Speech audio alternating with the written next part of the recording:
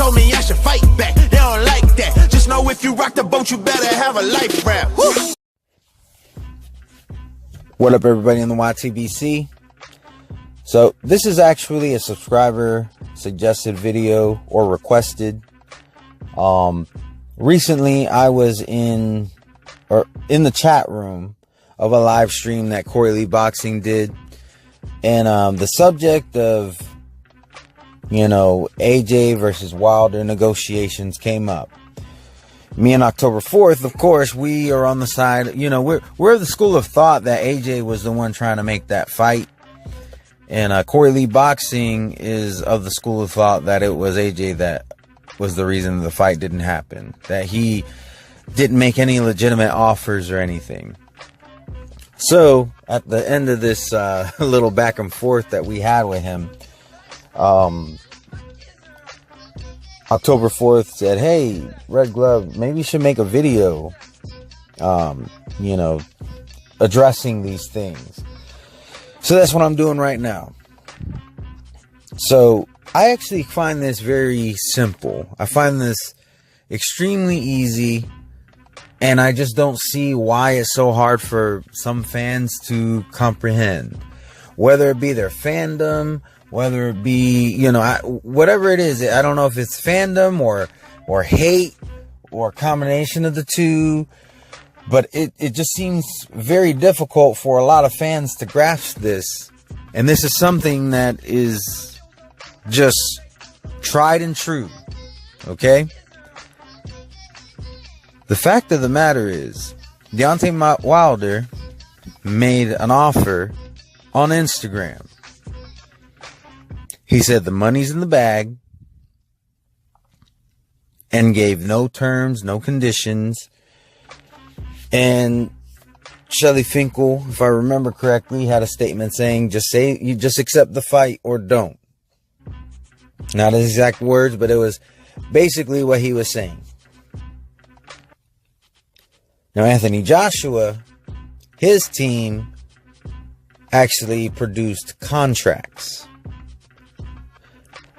Now, whether you agree with the terms and conditions of those contracts, that's a separate issue. However, the terms and conditions were there. Wilder had no terms and conditions. Furthermore, there was more than one contract that was drawn up. And if I'm not mistaken, because I'm doing everything off the top of my head, the last one was sent to Deontay Wilder already signed by Anthony Joshua. Now, that piece of paper doesn't mean shit unless both signatures are on there. So if Joshua signs it but Wilder doesn't, well, then nobody's contractually obligated to do anything. However, had Deontay Wilder, had Wilder signed his name on the contract, well, then that would mean that AJ at that point cannot back out. You know, it would have been a very poor way to bluff, because once your bluff is called, it's too late. So I don't see how AJ could be seen as the one who didn't want the fight, when he put himself in a position that, whether he wanted to or not, had Deontay Wilder signed that contract, he would have had to fight him. But that's not even everything. The one thing that I think is probably even bigger than that is, how did Deontay Wilder make his offer? Well, it was, if I'm not mistaken, it was on Instagram. Now, in the comment section, I'm going to be waiting for some answers on this, but I have a feeling that I'm going to get none. Since the inception of Instagram, since it was created, how many fights in the sport of boxing, how many professional fights in the sport of boxing have been made on Instagram? Like I said, comment section is open. I would love to hear some examples of fights that have been made on Instagram. Because I can tell you right now, I can, without even trying, I can give you examples upon examples upon examples that were made via contract, which is how AJ was rolling with his offers. I mean, I could tell you one fight that wasn't made on Instagram, but was made with a contract. Deontay Wilder versus Tyson Fury. That's one that was made via contract. Wasn't no Instagram involved in that at all. Canelo Triple G. That was made via contract. Once again, Instagram nowhere found in the process. Oh, what about one of the biggest fights in all of boxing history? The biggest spectacle. Mayweather versus Pacquiao. Because I can assure you, Instagram existed when that fight happened. But it was absent in all the negotiations. But there was a contract. So any way you slice it, any way you dice it, anything that you can try to say that Wilder was the one who was trying to make the fight and Anthony Joshua was ducking him. You can say all you want. But the facts are facts. There has, to my knowledge, there has never been not one fight made on Instagram. Not one. But there's a hell of a lot of examples of contracts being signed, sealed, and delivered, and the fight was made.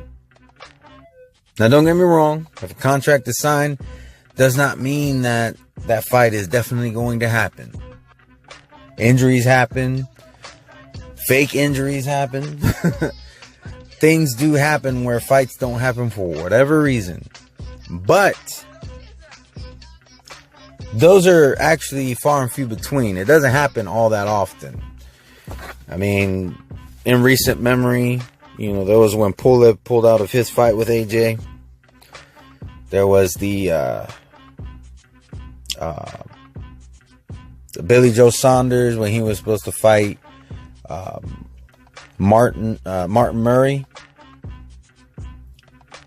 Those are a couple that come to mind in recent memory, but I'm really struggling to think of any others. But when it comes to fights being made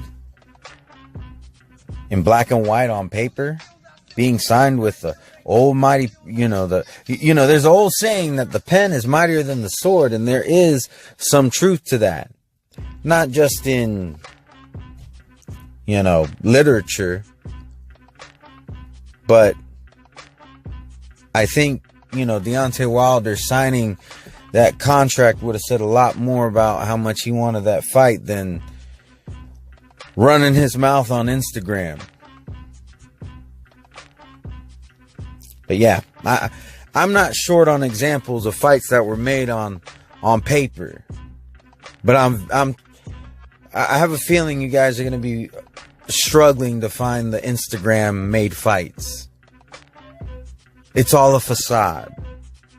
I could go on Instagram right now and say that I have $50 million in a bag for one of y'all, and it could be a bag full of dog shit. Because that's the other thing. No proof of funds. I mean, even meetings in boardrooms have more validity than Instagram. But guess what? Shelly Finkel, he canceled 2 of those. And Eddie Hearn had to come from the UK. No, granted, he wasn't here just for those meetings. He had some business he was tending to here in the States. But the bottom line is, he came from across the pond, and the meetings got canceled. Y'all tell me, who really wanted that fight?